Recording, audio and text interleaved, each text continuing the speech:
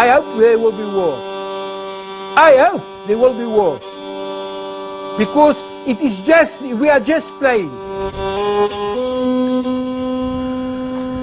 The playground is disputed land in the heart of the Middle East, the so-called occupied territories. Israelis and Palestinians both claim this land. Scattered across it, more than 100 settlements with nearly 500,000 Israelis. Among them, a group of Afrikaners from South Africa, all far from home, all converts to Judaism. In 1998, I was decorating the Christmas tree. And as I was doing it, I was praying and I said to Hashem, what is this all about? And I was shocked. I was totally shocked when I discovered that it was actually a pagan feast. And I burned the Christmas tree, and that was the start. That was really the start. Ronel and Johan were brought up in the Dutch Reformed Church on the East Rand. There was little in their background to suggest they'd leave their church and South Africa. They say they'd asked questions of Christianity and didn't find answers. When she came with these crazy ideas about the Torah and the Shabbat and the feast, I said to her, you know what, you are wrong, and the biggest mistake I ever did was to say, I will prove it to you. Because by saying I would prove that she's wrong, I had to study the Word. And then after 2 weeks, I came to her and I said, you know, you're not even right, but you only got half of it.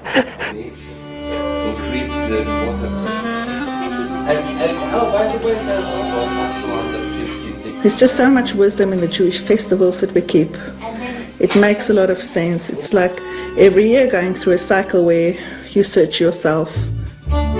Yael Sharet was known as Christelle Peterson until the day she converted to Judaism in Cape Town after 2 years of study, while Johan and Ronel began their conversion at home in Krugersdorp, but left for Israel before it was complete. They still don't qualify for Israeli passports, as only Jews are granted automatic citizenship under the law of return. So every 3 months they have to leave the country to renew their visas. In many ways they say they've renewed their lives.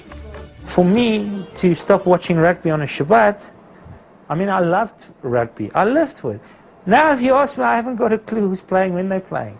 As important as that was to me, it was my life, so unimportant it is now. It's amazing. You know, we would love to say maybe there's some Jewish blood way back, but I don't think it's that. I think it's our upbringing. Generally, the Afrikaner people, they are generally more religious people. And I think that is why they are more searching.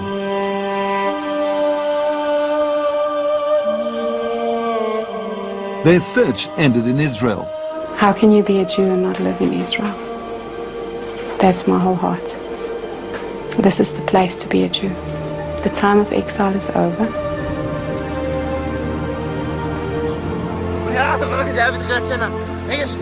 They chose the settlement of Susia because it offered them the life they sought, Orthodox and Zionist. Archaeological findings date Jewish life here back to 136 AD. In 1984, a group of Israelis founded a new settlement. Today, 120 religious families live here. Just on the hilltop next to us is where David and King Saul came to fight with King David to kill him. This area, it has so much history, and it makes it very real to you. I don't have to talk about does it feel. I know it's Holy Land, and that is why I love working in the land. I love building up the country. I know it's for my people. It's for the people of Israel, and we are the people. Jacob Talyard, former name Jacobus Johannes Talyard, grew up on a farm in South Africa where his father was a preacher. Despite this, he converted to Judaism and helped 74 members of his family to follow. This is the life that I like, sir. I like doing it, so that's why I'm doing it. Having farmed in South Africa, it made sense to do the same in Israel. The farm is leased from the government.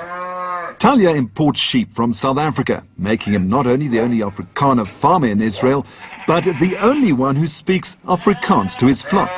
For me, it's the easiest language still is Afrikaans. So I'm talking with them Afrikaans. That white dog there, his name is Spoor. But away from this pastoral paradise, there is bitter conflict. Almost every week there are confrontations between the settlers here and Palestinians living nearby.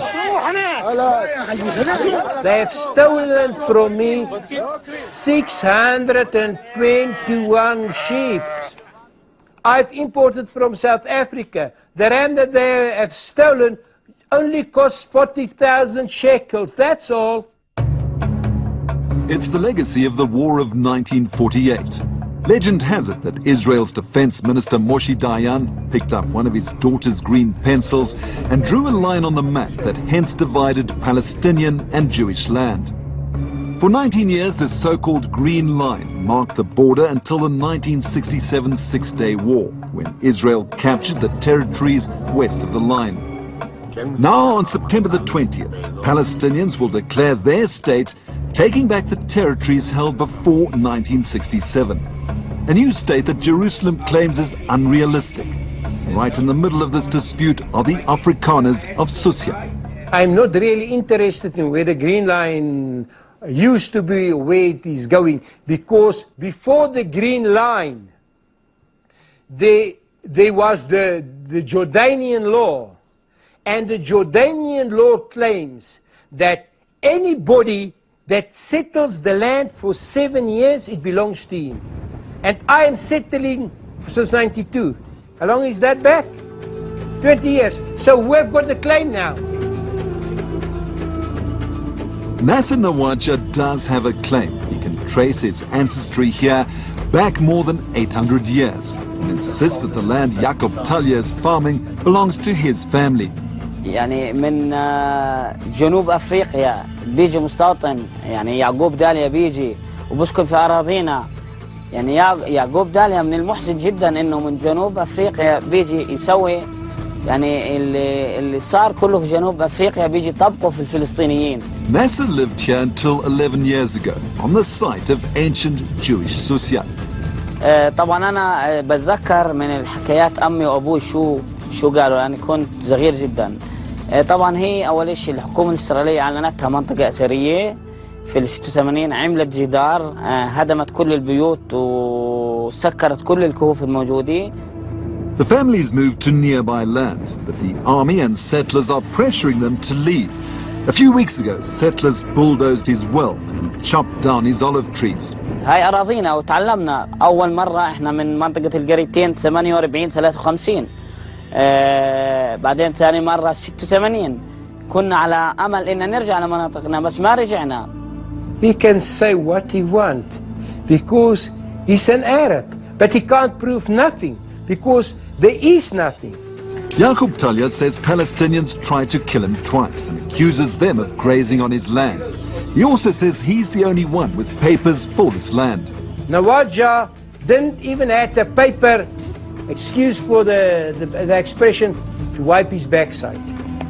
So what will happen on Tuesday? More than 100 countries have already recognized the new Palestinian state, but that's not enough.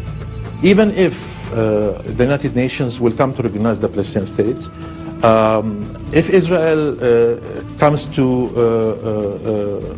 a position where they will refuse to recognize, then we'll see ourselves in very awkward situation. 63 years ago, it was the United Nations that established the State of Israel. There is no precedent around the world of a country being recognized and admitted to the UN if it hasn't been established through direct negotiations with its previous enemy. We had Gaza, we have Gush Katif, cutting off little pieces for peace. It's not working, it's not the solution. I think a Palestinian state, if it would really bring a solution of peace and satisfaction to people, I would say maybe yes. But on the other hand, they've made it quite clear that their goal is to push all the Jews into the sea. It's like saying what I'm concerned, it's like saying on the 20th of September you will see I would have grown wings and I'm going to fly. Let them fly. But how do they say? Don't fly too high, my little birds.